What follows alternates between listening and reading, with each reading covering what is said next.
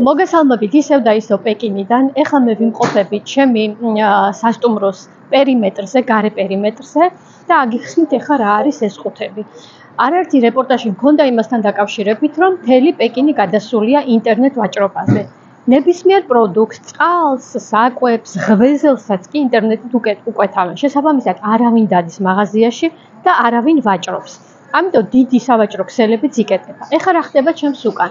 ეს არის სწორედ ის ყუთები, როცა ინტერნეტით რამე ნივთს იყიდი ან გამოწერ, მოგდის SMS შეტყობინება, რომ შენი ნივთი მოტანილია და მოგდის კოდი. მე ხა მოვწერე კოდი, რამდენიმე ნივთი გამოვწერე, მოვიდა ჩემი ნივთი, მომივიდა კოდი და ეხლა ერთად ვნახოთ, განახებთ როგორ ხდება ყუთის გახსნა და ამანათის მიღება.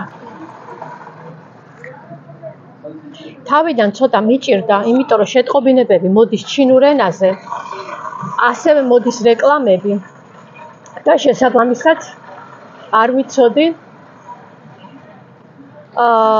რომელი იყო კოდი და რომელი იყო რეკლამა. ეხლა უკვე მივეჩვიე, ადრე დაცვას ვთხოვდი დახმარებას, რაღაც ვერ გავიგე, ეხლა კი თავისუფლად მე თვითონ ვაკეთებ ამ ყველაფერს. ცუდი ის არის, რომ აქ მხოლოდ ჩინური წარწერებია, ქართულ წარწერა უკაცრავად და რუსულ და ინგლისურ წარწერას ვენახავთ. ეხლა შემყავს ჩემი კოდი, ჩემი ამანათის კოდი, გაიხსნება ყუთი და უნდა ავიღო ამანათი. არა შემეშალა, არასწორად ავკრიფე. 135 ისევ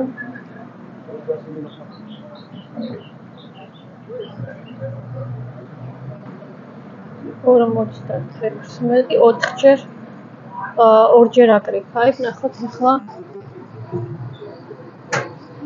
აი, ყუთი გაიღო, ერთი ამანათი ავიღე, ყუთი დავკეთე. ეხლა კიდევ მეორე ამანათიც მოვიდა, მეორე კოდსაც შევიყვან და ნახოთ მეორე რა არის, რამდენიმე ნივთი მქონდა გამოწერილი და არ მახსოვს რა არის, ეს რომელია.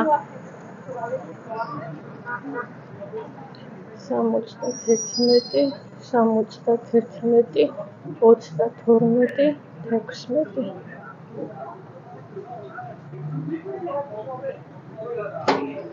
აი, ეს ვიცი, შტატივი გამოვწერე. მოკლედ გავაგრძელოთ, დავხურე ხოლმე. შემდეგ რა ხდება აქ? ამანათის მიღება, ამანათის ყუთში განთავსება 15 საათის განმავლობაში არის უფასო. ანუ შეგიძლია 15 საათის განმავლობაში არ აიღო ამანათი. თუ 15 საათს გადაცდება, ამ შემთხვევაში დღეზე ემატება 1 იუენი. მოკლედ, მინდოდა ამით იმის თქმა, რომ ეს ყველაფერი ძალიან კომფორტული და ძალიან მოწესრიგებულია და ამიტომაც ყველა ცდილობს, რომ ასე ივაჭროს და დრო არ დახარჯოს მაღაზიებში სიარულით. თუმცა მეორე პრობლემა ის არის, რომ პირდაპირი კომუნიკაცია არ აქვთ ადამიანებს, ყველაფერს ოფისიდან აკეთებენ.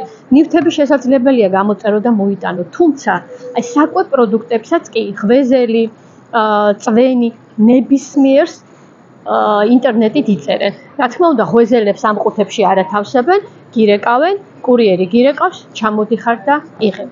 აბა დროებით, ეს მინდოდა თქვენთვის მეთქვა.